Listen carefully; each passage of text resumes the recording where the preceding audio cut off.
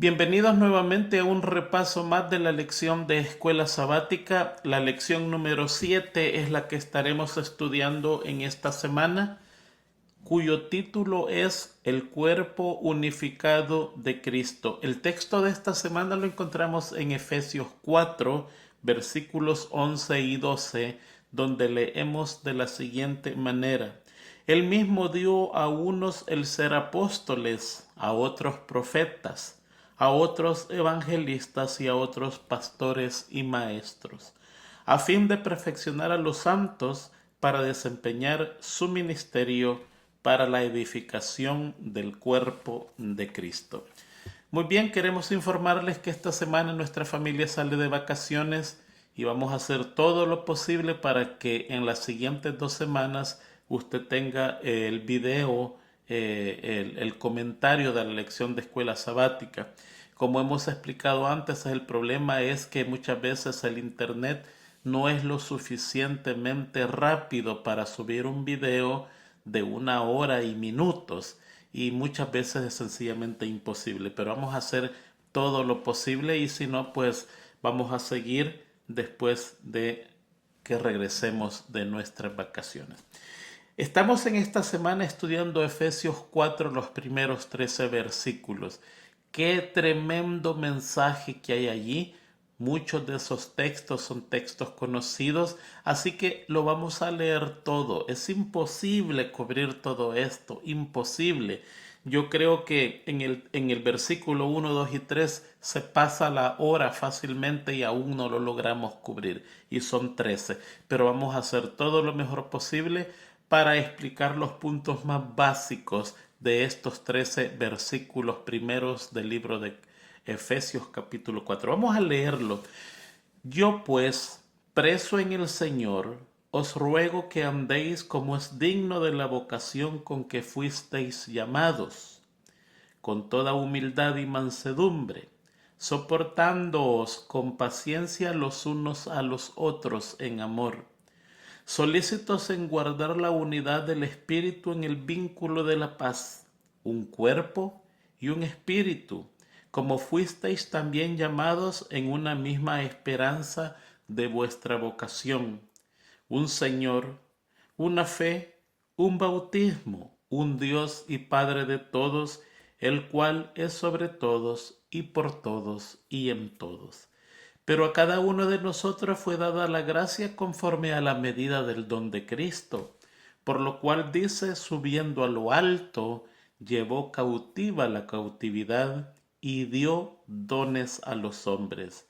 Y eso de que subió, ¿qué es? Sino que también había descendido primero a las partes más bajas de la tierra. El que descendió es el mismo que también subió por encima de todos los cielos para llenarlo todo. Y él mismo constituyó a unos apóstoles, a otros profetas, a otros evangelistas, a otros pastores y maestros, a fin de perfeccionar a los santos para la obra del ministerio, para la edificación del cuerpo de Cristo, hasta que todos lleguemos a la unidad de la fe y del conocimiento del Hijo de Dios, un varón perfecto, a la medida de la estatura de la plenitud de Cristo. Qué tremendo mensaje. Vamos a comenzar, como siempre, tratando de explicar las partes más importantes, esas partes que son claves para enriquecernos en la clase que vamos a dar el sábado que corresponde a esta lección. Efesios 4:1. Yo pues, preso en el Señor, os ruego que andéis como es digno de la vocación con que fuiste llamados, con toda humildad, mansedumbre, soportándoos con paciencia los unos a los otros en amor. En estos primeros 2 versículos, ahí hay un llamado del apóstol Pablo para que andemos como es digno de andar, para que nos comportemos como es digno de un cristiano comportarse. Y ahí encontramos 2 palabras con claridad y una palabra oculta. La primera es con toda humildad, ahí lo dice. Y la segunda es mansedumbre. Ahí dice con toda humildad y mansedumbre. Pero en el siguiente párrafo hay una palabra oculta. A ver quién de ustedes la saben. Soportándoos con paciencia los unos a los otros en amor.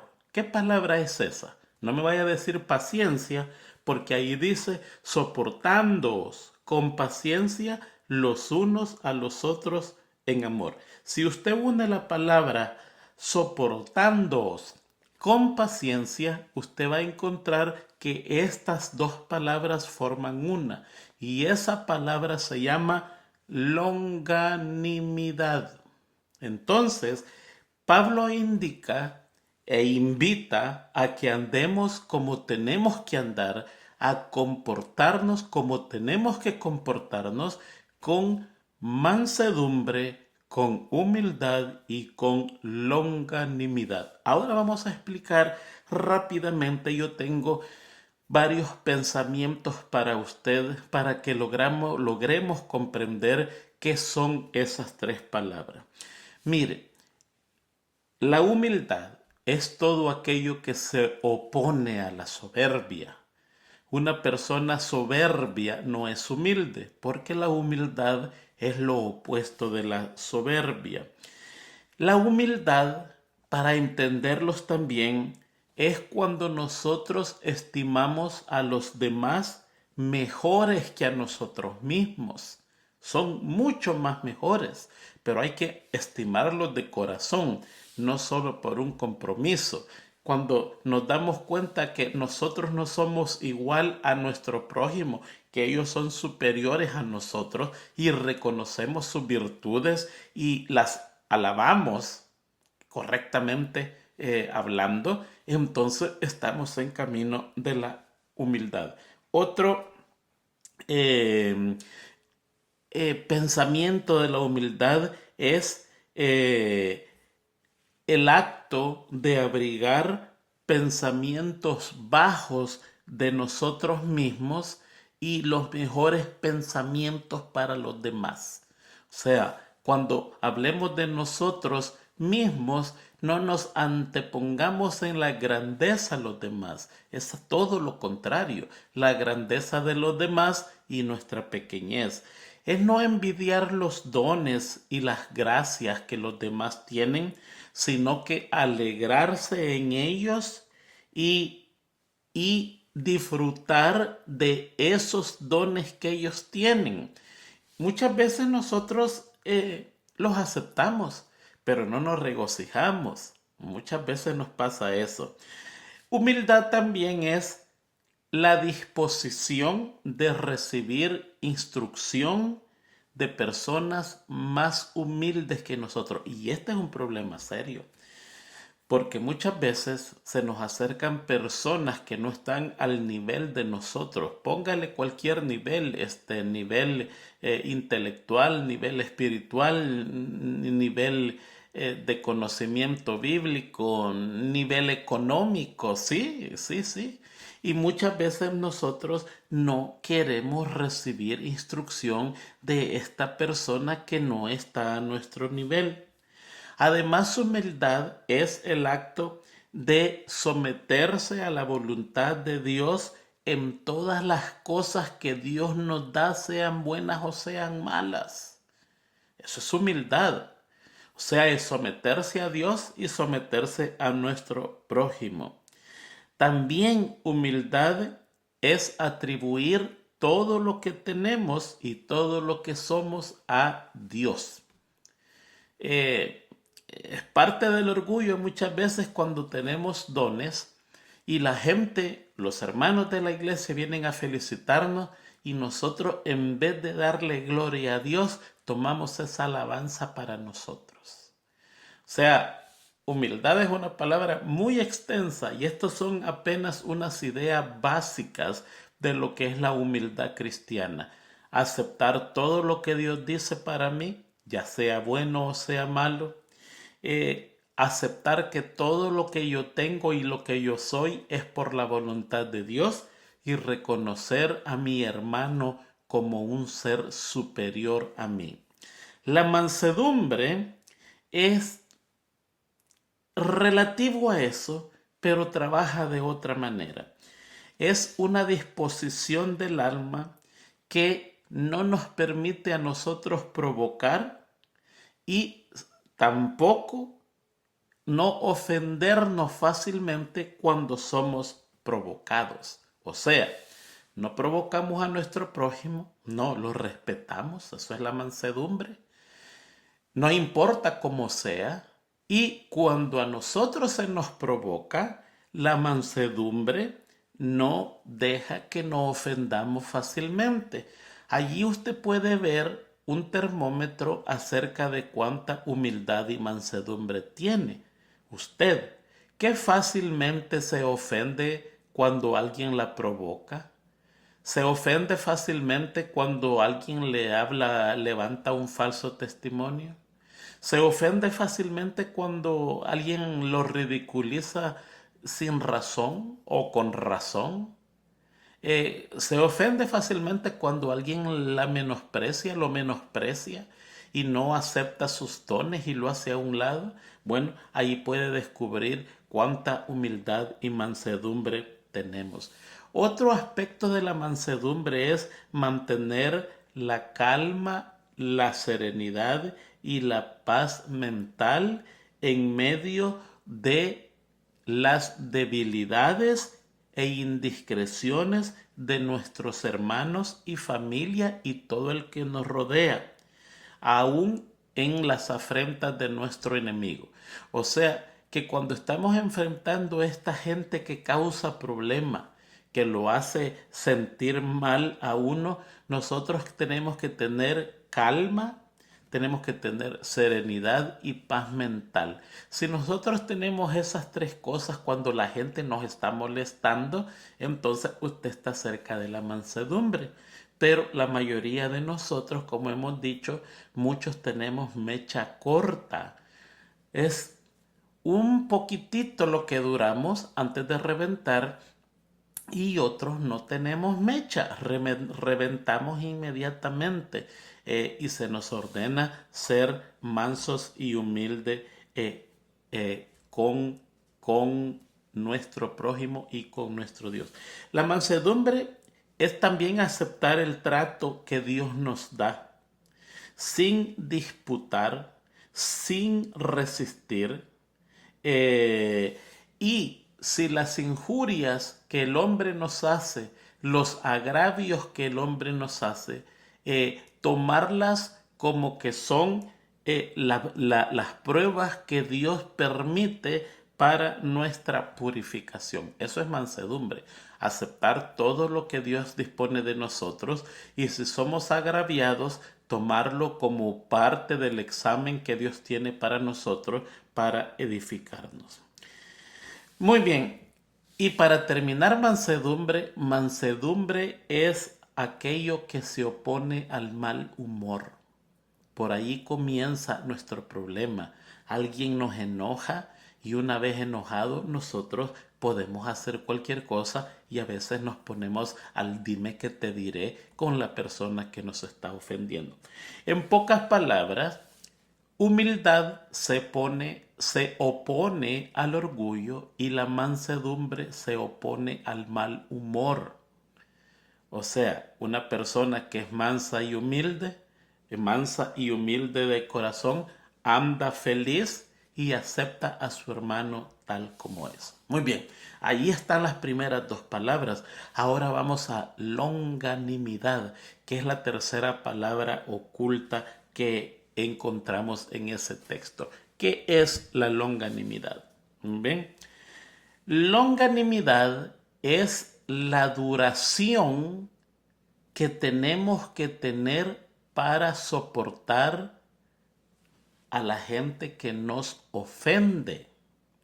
O sea, para que lo entendamos, longanimidad es que necesitamos una mecha bien larga, larguísima para no reventar.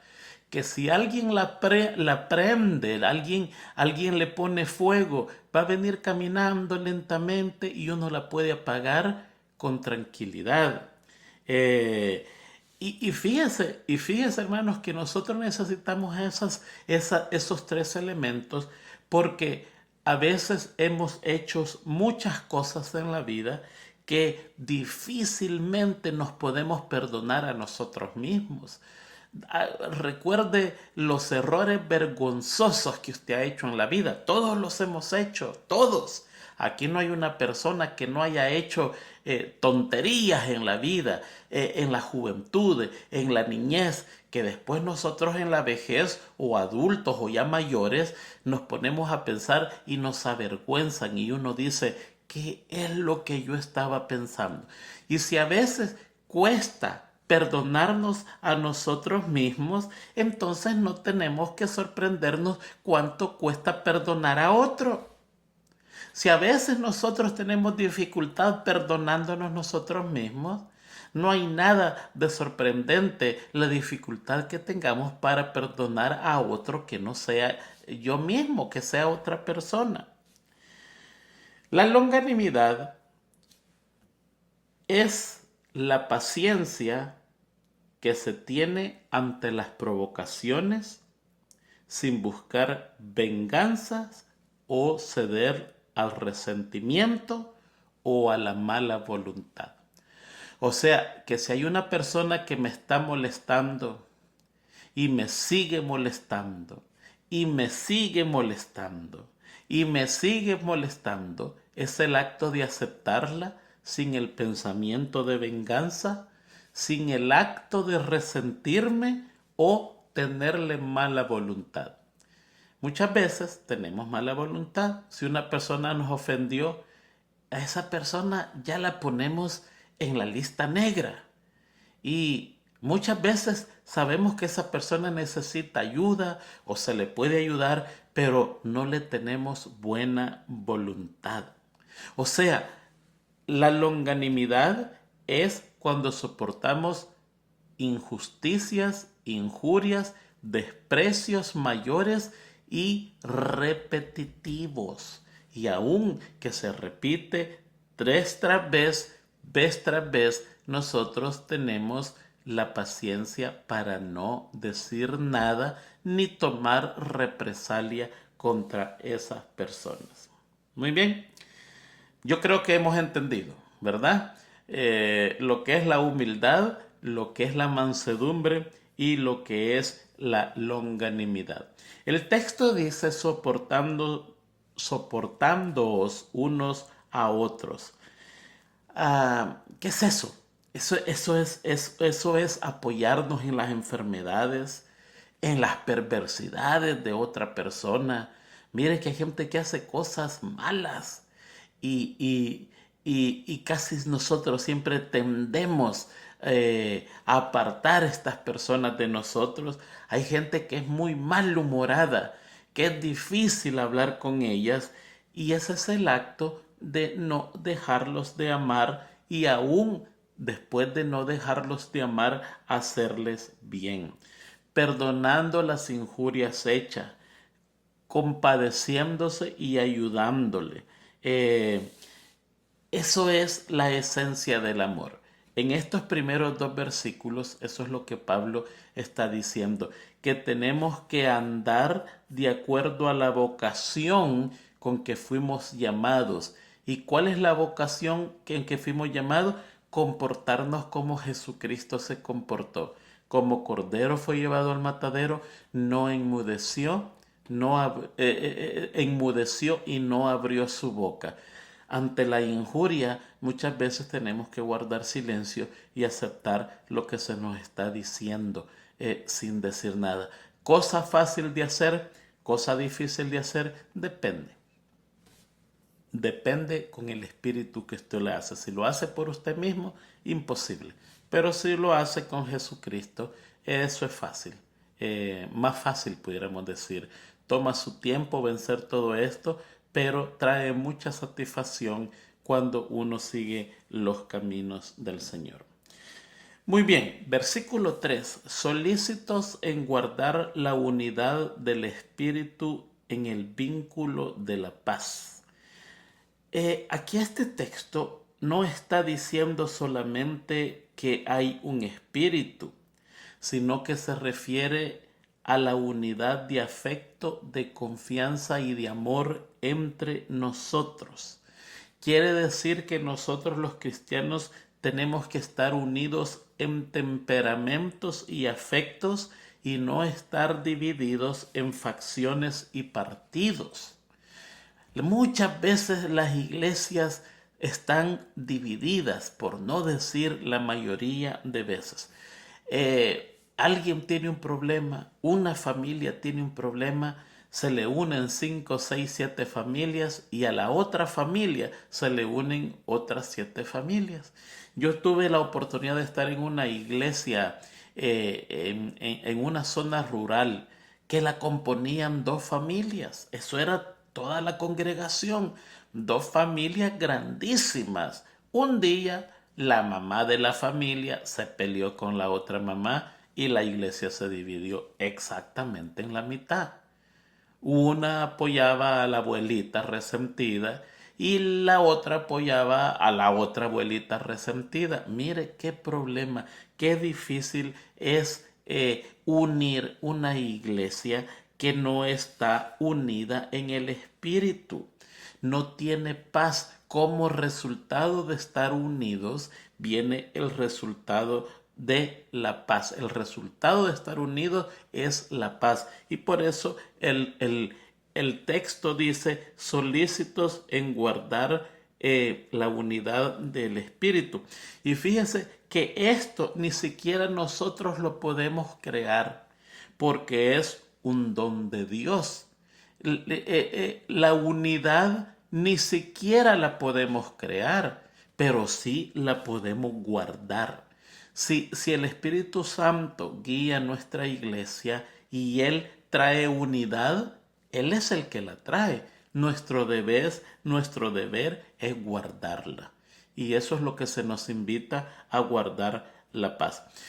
Fíjese que la unidad existe en las iglesias aun cuando nosotros no estamos cuidando de la unidad. ¿Cómo es eso? Sí, siempre existe. La unidad, cuando pasa algo grave en la iglesia, en una iglesia dividida, usted va a ver que interesantemente los hermanos se unen. Pero mientras no pasa nada, aparentemente no hay unidad en la iglesia. Y no, la unidad siempre existe. La iglesia sigue trabajando. No es lo mejor aunque esté dividida. ¿Saben lo que pasa cuando una iglesia está dividida? La unidad sigue. Lo que pasa es que no se manifiesta. No se manifiesta, se pierde, la gente no la puede ver, la gente lo que ve son disensiones, claro, pero allá en el fondo estamos unidos, tenemos un mismo Cristo, una misma esperanza, un mismo credo, un mismo bautismo, tenemos todo eso, entonces, pero como hay facciones, no se manifiesta la unidad.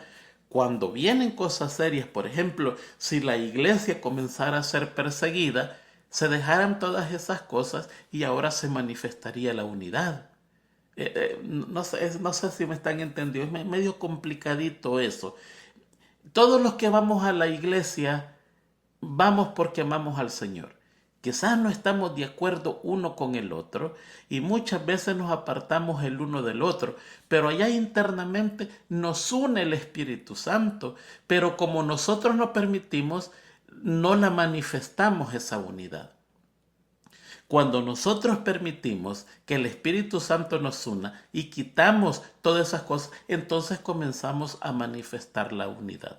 Si no lo entendemos, sencillamente dejemos al Espíritu Santo que actúa con nosotros y Él va a manifestar esa unidad de verdad.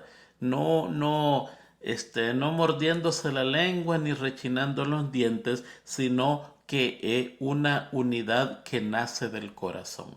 Así que luchemos por la unidad, que es una de las cosas que la Biblia ordena para el avance de la iglesia. Muy bien, versículo 4, el tiempo va avanzando. Un cuerpo y un espíritu, como fuisteis también llamados en una misma esperanza de vuestra vocación. Un cuerpo, somos un cuerpo. ¿Cuántas veces se ha presentado la unión vital del cuerpo? No lo podemos separar. Cuando al cuerpo le está fallando o tiene dolor en alguna parte, todo el cuerpo se resiente, todo el cuerpo siente lo que está pasando. No hay tal caso de que la mano tenga dolor y el resto del cuerpo está feliz porque la mano tiene dolor, ¿no? Es una sola unidad, aunque hayan varios miembros diferentes con funciones diferentes. Y aquí el apóstol está diciendo que tenemos un cuerpo y un espíritu, como fuiste llamado a una misma esperanza. Fíjense que la palabra esperanza indica que nosotros estamos esperando lo mismo, estamos esperando un mismo cielo, una misma felicidad más allá de la tumba. Esta esperanza promueve la unión. ¿Por qué? Porque esta esperanza que nos da el cielo es suficiente para todos. No hay rivalidad, está en abundancia. Si la esperanza fuera poquita, entonces posiblemente peleáramos por ver quién consigue la mayor porción de esperanza. Pero no, la esperanza que nos da el cielo abunda de una manera gigantesca, grandísima. Hay abundancias para todos y nadie va a sufrir por escasez de esperanza. Solo es tomarla y ejercitarla. Ahora, hay esperanzas equivocadas, por ejemplo, hay esperanzas malas. El mundo tiene una variedad de esperanzas donde estas esperanzas son malas. Hay unos que tienen una esperanza de placer, otros tienen esperanza de honor, otros tienen esperanza de ganancia. Esas esperanzas no son las mejores esperanzas. Dos hombres pueden tener la esperanza de obtener un mismo cargo, fíjense bien, pero solo uno de ellos lo va a obtener. Y esa esperanza terrenal muchas veces trae conflictos. Dos estudiantes pueden estar luchando para conseguir el primer lugar en la clase, pero los dos no van a quedar en primer lugar. Uno de ellos va a ser el mejor. Esa esperanza muchas veces causa problemas. Lo mismo sucede cuando dos personas están detrás de, están enamorados de una misma muchacha, podemos decir, de una misma señorita. Hay dos jóvenes que están enamorados de una misma señorita y esta señorita no se puede casar con los dos. Va a decidir a uno de ellos y posiblemente no decide ni por uno de ellos. Es una esperanza que trae contiendas, trae consecuencias, trae celos, trae contienda y trae lucha. No todas las esperanzas son correctas, pero la esperanza que nos llama Pablo sí. Es la esperanza de una recompensa en la vida eterna, de una corona en el cielo. Todos podemos obtener esas coronas. Por lo tanto, la esperanza de nosotros no es una esperanza terrenal. Si usted tiene una esperanza terrenal en cosas terrenales, entonces usted tiene la esperanza equivocada. La esperanza de todo adventista del séptimo día son en las cosas celestiales. Y por eso es que el texto dice allí, como también fuiste llamados en una misma esperanza de vuestra vocación. ¿Cuál en verdad es esa esperanza? ¿Sabe quién tiene las respuestas? Tito 2:13. Aguardando la esperanza bienaventurada, la manifestación gloriosa del gran Dios y Salvador nuestro Señor Jesucristo. ¿Cuál es nuestra esperanza? La esperanza bienaventurada es la segunda venida de Cristo. Muy bien. tenemos media hora ya y apenas vamos por el versículo 4. Vamos a pasar al versículo 5 y 6. Un Señor, una fe, un bautismo, un Dios y Padre de todos, el cual es sobre todos y por todos y en todos. Tenemos un solo Señor, un solo Dios. Hay gente que tiene dos dioses. Nominalmente solo tienen uno, pero virtualmente tienen dos. Nuestra iglesia solo tiene un Señor. Pero hay gente que también, a la par de Jesucristo, adora a la Virgen María. Y aunque nominalmente solo tienen uno, virtualmente tienen dos. Va en contraposición de la Biblia adorar a dos señores, a Jesucristo y a su madre. Nosotros estamos llamados a tener un solo Dios, y ese Jesucristo, dueño de toda suprema autoridad. Él es el que creó todas las cosas, y nada de lo que aquí existe existiera si no fuera creado por Él. Una fe.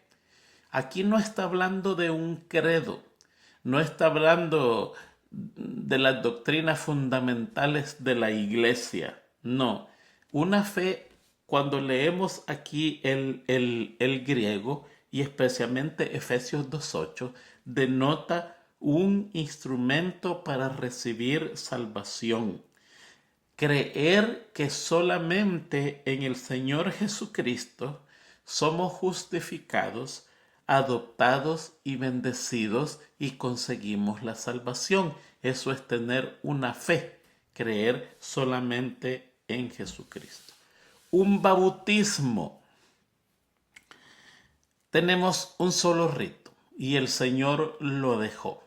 Es por inmersión. Eso es lo que significa bautismo, sumergirse en agua, y esto lo hacemos en el nombre del Padre, del Hijo y del Espíritu Santo, que es el símbolo de regeneración, una forma pública para entrar a la iglesia del Señor.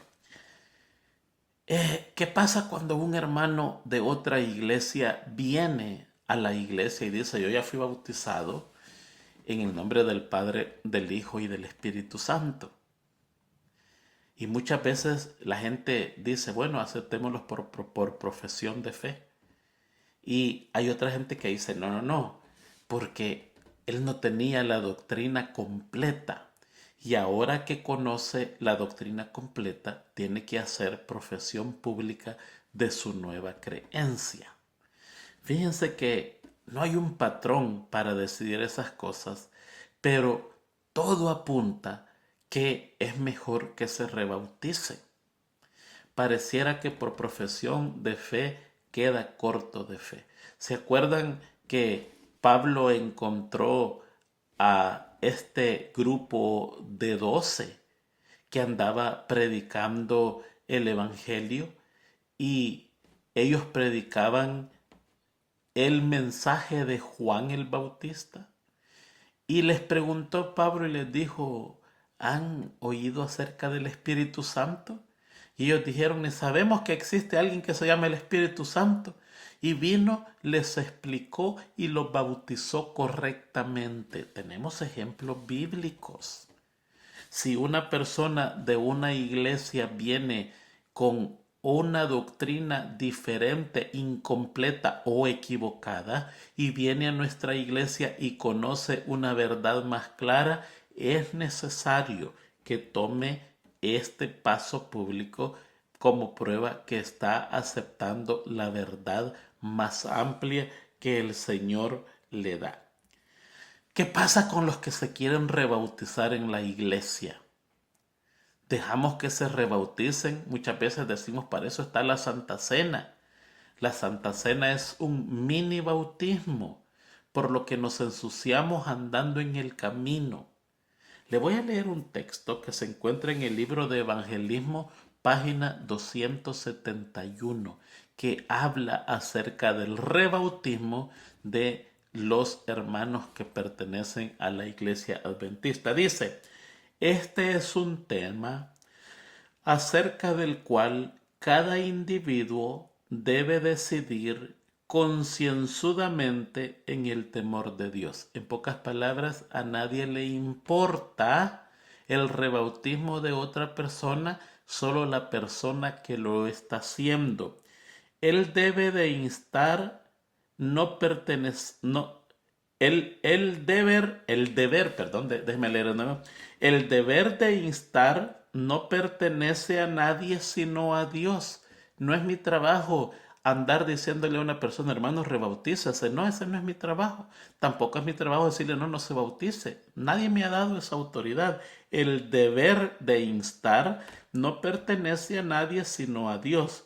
Dad a Dios una oportunidad de obrar con su Santo Espíritu, de manera que el individuo se convenza perfectamente y esté satisfecho de dar este paso avanzado.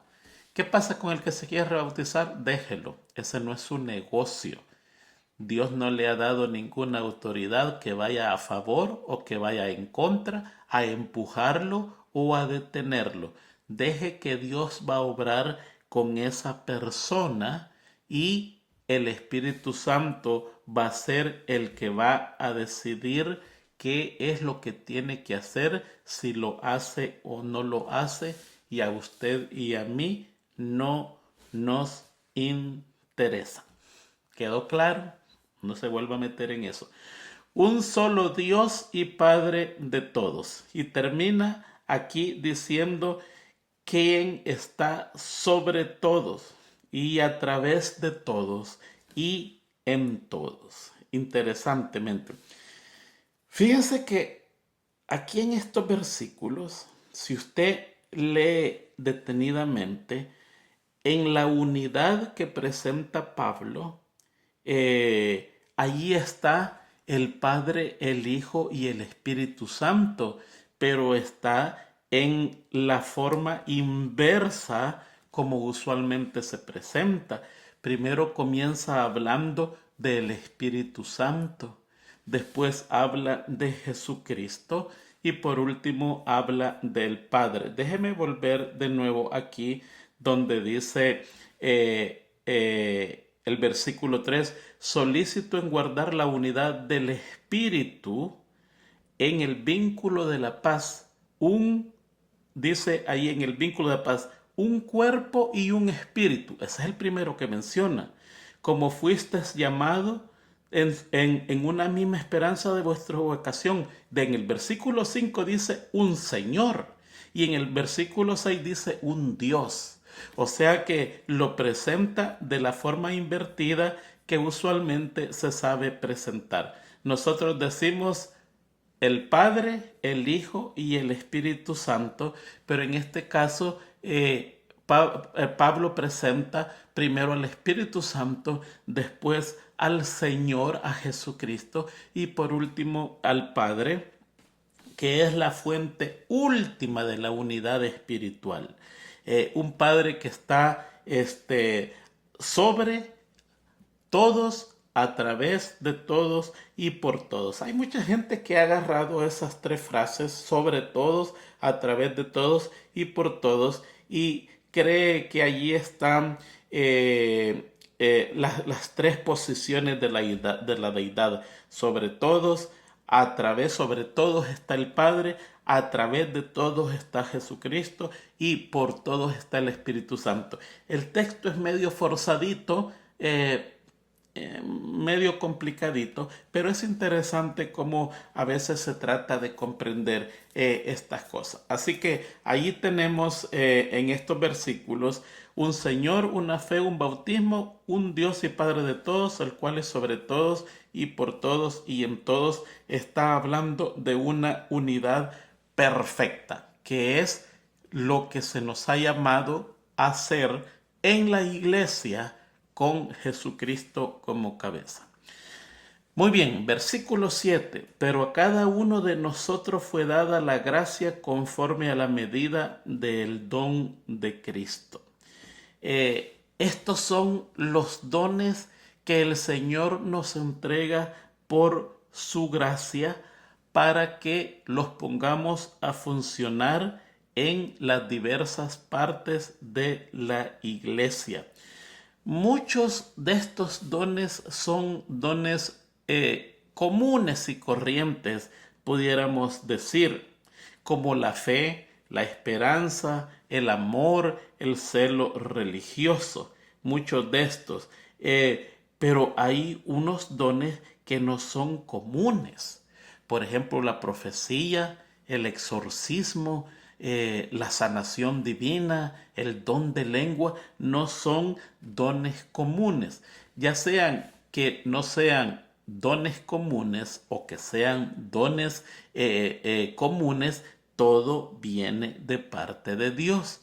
Y Dios lo entregó a cada uno de nosotros por su gracia, de acuerdo a la medida del don de Cristo. Yo he encontrado personas que tienen dones maravillosos. Una vez estaba en la Universidad de Andrews, en Michigan, y había una reunión interesante. Y habían gente de todos países, muchas personas que hablaban diferentes lenguas y había problema de comunicación.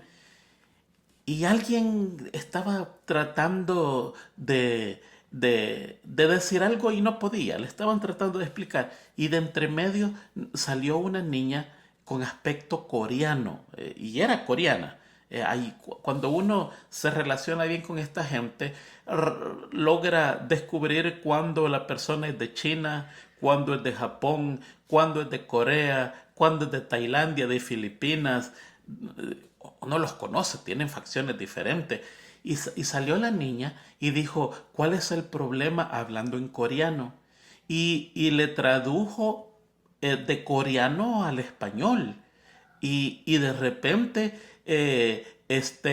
perdón, de coreano al inglés. Y de repente estaba hablando español, ayudándole a otra gente, y más tarde estaba hablando francés. Cuando volteamos a ver, se había hecho miembro de los que estaban recibiendo porque sabía hablar como 7 idiomas a la perfección.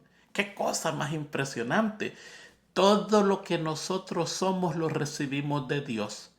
Todo, los dones, los talentos, todo lo recibimos de Dios porque Dios lo entregó de acuerdo a la medida del don de Cristo.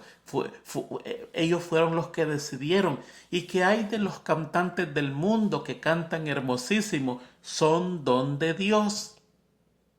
Ellos no se crearon ellos mismos. Ellos no nacieron y dijeron yo voy a ser cantante y voy a tener. No, Dios los creó. Entonces usted se pregunta cómo estas personas Dios les dio esos dones. Bueno, porque ellos decidieron equivocadamente y están haciendo las cosas equivocadas. Pero los artistas, escultores, pintores, músicos, cantantes, toda esta gente que está en las bellas artes, todos esos dones los recibió de Dios porque Dios es el creador. No lo puedes recibir de otro lugar. Tristemente los usan para cosas que no son de Dios, pero al final toda buena dádiva es de Dios. El espíritu de profecía dice que todo lo que el hombre tiene en las bellas artes es una manifestación del amor de Dios. Penosamente no todo se usa para Dios, pero al final todo viene de Dios. Muy bien. Y eso es, de acuerdo al versículo 7, que cada uno de nosotros recibió algo de la gracia conforme a la medida del don de Cristo. Así que si usted recibió un solo don, es porque Cristo así decidió.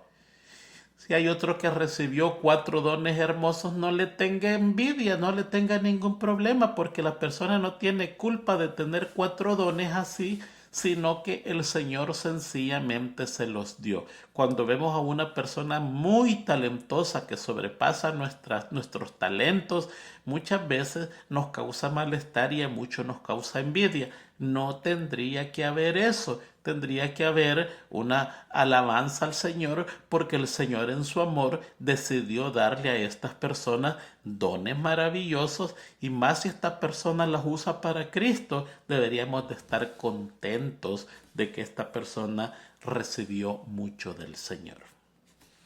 Muy bien, espero que hayamos entendido esto. Versículos 8 y 9. Y aquí este versículo es un poquitito complicadito, el versículo 8 y 9. Por lo cual dice, subiendo a lo alto, llevó cautiva la cautividad y dio dones a los hombres. Y eso de que subió, ¿qué es? Sino que también había descendido primero a las partes más bajas de la tierra. El que descendió es el mismo que también subió por encima de todos los cielos para llenarlo todo. Si este subió, es porque había descendido primero. Es una lógica lo que Pablo está presentando. ¿Cómo va a subir Jesucristo al cielo si no ha descendido primero? Primero tiene que descender. Y después que descendió, subió al cielo. Y cuando subió al cielo, llevó cautiva la cautividad. Y cuando subió al cielo, llenó el cielo de todos y le dio dones a los hombres. Que esta manera de escribir de Pablo, uno la puede simplificar, porque cuando usted se escribe, lee lo que el Pablo escribe, suena complicadito, pero si usted lo traduce de una manera sencilla, usted puede decir así: para subir hay que descender. Este descendió primero, y una vez que descendió, entonces después volvió a su lugar. ¿De dónde vino? De ahí arriba. Es lógico que si alguien viene de arriba, para volver allí tiene que haber descendido primero. ¿Y qué hizo allí? Bueno, dice, bajó a las partes más bajas de la tierra. Y allí esos textos le traen confusión a unas personas, y las vamos a explicar dentro de un momentito, en los minutitos que nos quedan. Llevó cautiva a la cautividad. Fíjense que esa parte no está en el original. Así la han puesto y es aceptable. El original dice, llevó un cuerpo de cautivos. Así es lo que el original dice. Pero esta manera de traducir ha sido aceptada por los más grandes eruditos, porque abarca más, incluyendo al cuerpo de cautivos. Llevar cautiva la cautividad expresa las conquistas de Cristo, el triunfo de Cristo sobre el pecado, sobre Satanás, sobre el mundo, sobre la muerte y sobre la tumba. Amplía más. Nosotros sabemos que cuando Jesucristo resucitó, con él resucitaron las primicias. ¿Quiénes fueron las primicias? De acuerdo al espíritu de profecía, fueron a todos los mártires que vivieron desde Adán hasta la muerte de Jesucristo. Son muchos, muchísimos. Muchos los menciona la Biblia. Tenemos a Abel, que es el primero. Está Jeremías. Tenemos a Juan el Bautista, que por eso fue que posiblemente Jesucristo no lo resucitó ni intercedió por él, sino que lo dejó morir, porque sabía que en cuestión de unos 3 años iba a resucitar e iba a ir al cielo. Recordemos que el rey Manasés tuvo una matanza de hijos de Dios, que dice que la sangre de esta gente corría como un río por las calles de Jerusalén. Acab y Jezabel mataron miles y miles y miles. No crea que son poquitos, son muchísimos. A estos fueron los que llevó Jesucristo al cielo. Estaban cautivos de la muerte y ahora quedan cautivos de la vida. Son libres. Pero es una manera hermosa de exponerlo, que estos eran cautivos de la tumba, estaban encerrados en la tumba y ahora Jesucristo les dice, les cambio la cautividad. Ustedes son cautivos, por culpa de ustedes mismos son cautivos, pero en vez de estar cautivos de la tumba, yo les voy a dar, van a ser mis cautivos de vida eterna. Oye, quiero ser cautivo de Jesucristo para la vida eterna, claro que sí.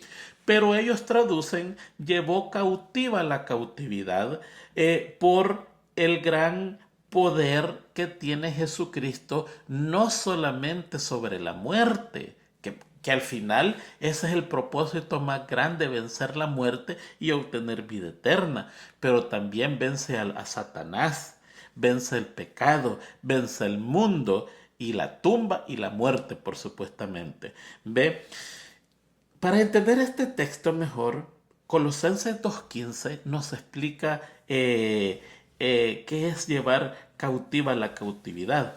Colosenses 2.15 dice, y despojando a los principados y a las potestades, los exhibió públicamente, triunfando sobre ellos en la cruz.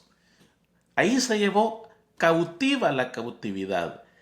A los principados y potestades, públicamente, Jesucristo los exhibió y dijo, miren, yo he triunfado sobre ellos en la cruz. Están derrotados. Yo soy el ganador y estos cautivadores ahora son mis cautivos. Eso es lo que está tratando de decir en este caso el versículo.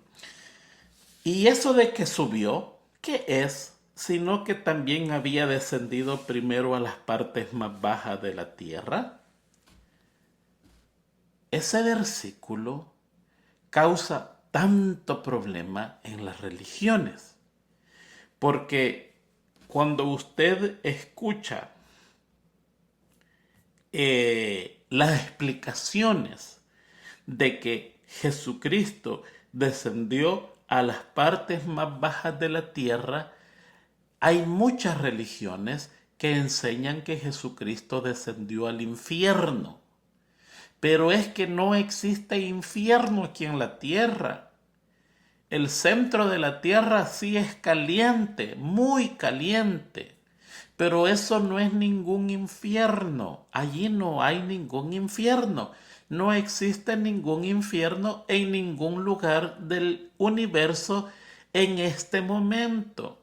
Va a existir por bastante tiempo, por mucho tiempo, pero eso está en el futuro, cuando se castigue la raíz y las ramas del pecado, cuando se castigue a Satanás y todos sus seguidores, allí se va a prender la tierra en fuego, y eso es lo que la Biblia le llama el infierno eterno, porque va a ser exterminado todo eternamente allí. En este momento no hay ningún infierno, pero ¿cómo podemos explicar qué son las partes más bajas de la tierra? La Biblia explica qué son las partes más bajas de la tierra. Mire, Jesucristo bajó 2 veces a las partes más bajas de la tierra. La primera vez lo bajó cuando fue engendrado en una virgen, y eso lo dice la Biblia en Salmos 139:15. Por 9 meses estuvo en la parte más baja de la tierra. Es una expresión para decir ¿Dónde estuvo? Se lo voy a leer en 3 versiones diferentes. Busque usted en sus propias versiones hasta que encuentre la versión que le satisface. La primera versión dice: mis huesos no se os ocultaron cuando me hacían en secreto, cuando me tejían hábilmente en un taller subterráneo. Este dice esta versión, Salmo 139:15. La siguiente versión dice: cuando mis huesos se estaban formando, cuidadosamente juntados en el vientre de mi madre. Cuando crecía allí en secreto, sabías que yo estaba allí. ¿Sí se da cuenta?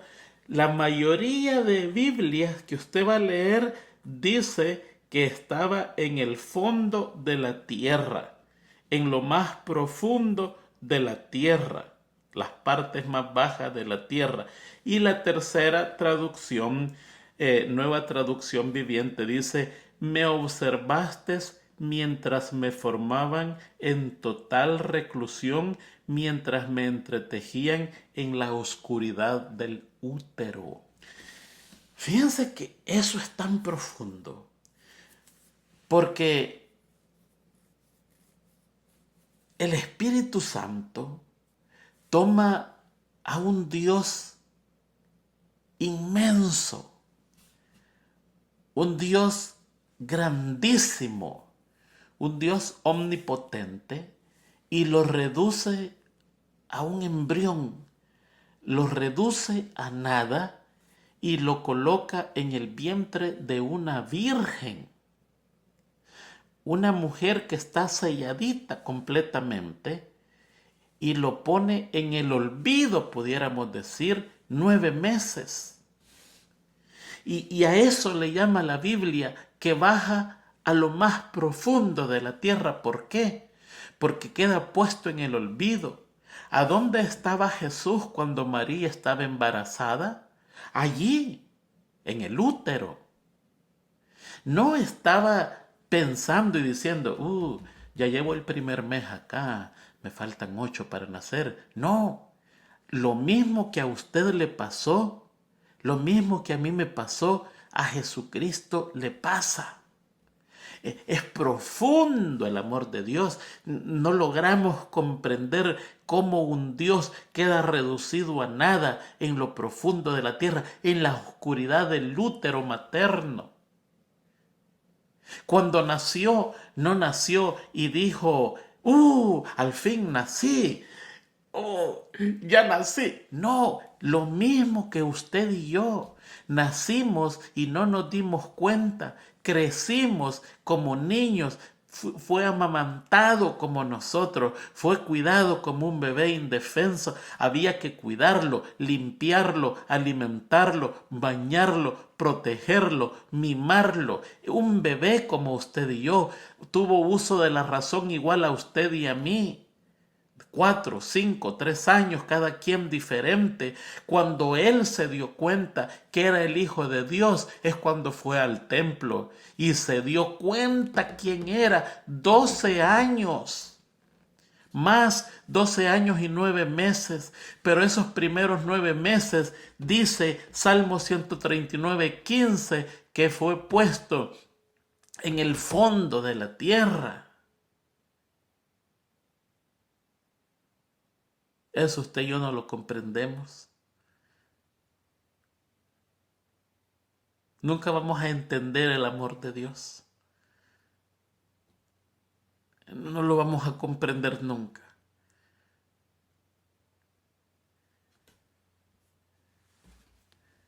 La primera vez que bajó a esta tierra, bajó al fondo de la tierra, al útero de una mujer virgen. Y ahí estuvo 9 meses en espera de su nacimiento, tal como procede, tal como le pasa a un humano. Esa fue la primera vez. Y la segunda vez fue en la tumba. Mateo 22:40 dice: porque como estuvo Jonás en el vientre del gran pez 3 días y 3 noches, así también el Hijo del Hombre estará 3 días y 3 noches en el corazón de la tierra, lo más profundo de la tierra. ¿En verdad fue enterrado en lo más profundo de la tierra? No, fue enterrado en una cueva que no era tan profunda. Pero la expresión denota que era mucho para Dios, era mucho para Jesucristo. Bajó a lo más profundo de la tierra, por usted y por mí, tanto en su concepción como en nuestra salvación, tanto en su nacimiento como en su muerte. Comenzó su vida en este mundo, bajando a lo más profundo de la tierra, y terminó su vida en este mundo también bajando a lo más profundo de la tierra, con tal que usted y yo no perdamos nuestro cuerpo, nuestra mente, nuestra alma en lo más profundo de la tierra, con tal que usted y yo tengamos la mansión que Él ha prometido, que Él dejó para ir a lo profundo de la tierra, para que usted y yo no vayamos allí. Y si vamos a ir una vez nada más, para después ser resucitados en gloria por el poder de Cristo. Eso es lo que el texto quiere decir. ¿Y eso de que subió? ¿Qué es? Sino que también había descendido primero a las partes más bajas de la tierra. ¿A dónde? Oh, al vientre de su madre y a la cueva de su entierro. El que descendió es el mismo que también subió por encima de los cielos para llenarlo todo. ¿Y qué llenó de todo? O él mismo, versículos 11 y 12, o él mismo constituyó a unos apóstoles, a otros profetas, a otros evangelistas, a otros pastores y maestros, a fin de perfeccionar a los santos para la obra del ministerio, para la edificación del cuerpo de Cristo, hasta que todos lleguemos a la unidad de la fe y del conocimiento del Hijo de Dios, a un varón perfecto, a medida de la estatura de la plenitud de Cristo. Ese mismo que descendió a lo más profundo de la tierra en su nacimiento, que volvió a descender a lo más profundo de la tierra en su muerte, ese mismo subió y llevó regalos. Llevó tantos regalos que llenó los cielos. Y con todos esos regalos, en el día del Pentecostés, leyendo el primer capítulo, los primeros versículos, con todos esos regalos, se los repartió a los hombres y los constituyó apóstoles, profetas, evangelistas, pastores y maestros para ayudar a su iglesia. Tuvo que bajar a lo profundo de la tierra, al principio y al final, para conseguir todos esos regalos. Y se llevó cautiva la cautividad. Y con él se llevó todos los regalos. Y se presentó al Padre y le dijo: mira, Padre, he cumplido la misión que me diste. Vengo a ver que me apruebes. Y el Padre le dijo: se te aprueba. Saliste sin pecado. Y ahí llena el cielo de regalos. Y ese cielo lleno de regalos rebosa y lo reparte, comenzando en el día del Pentecostés. El Espíritu Santo vino y llenó al hombre de todas esas cosas necesarias para su iglesia. Eso es lo que Pablo está diciendo allí. A unos apóstoles fueron 12. Solamente 12 pueden llamarse apóstoles. y Pablo, que fue instruido directamente por Jesucristo. Un apóstol es aquel que es instruido directamente por Jesucristo. Los que estos apóstoles instruyeron se llaman discípulos. A veces yo he escuchado decir que Matías no tenía que haber sido parte de los 12, porque el reemplazo de Judas era Pablo y no Matías.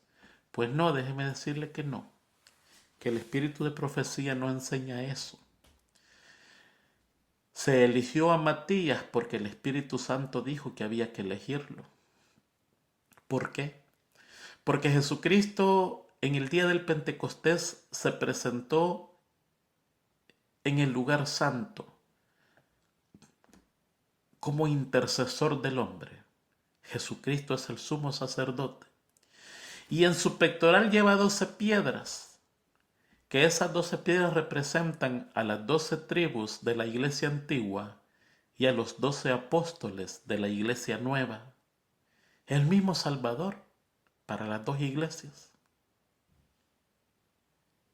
Y cuando se presentara representando en ese pectoral los 12 apóstoles, faltaba uno.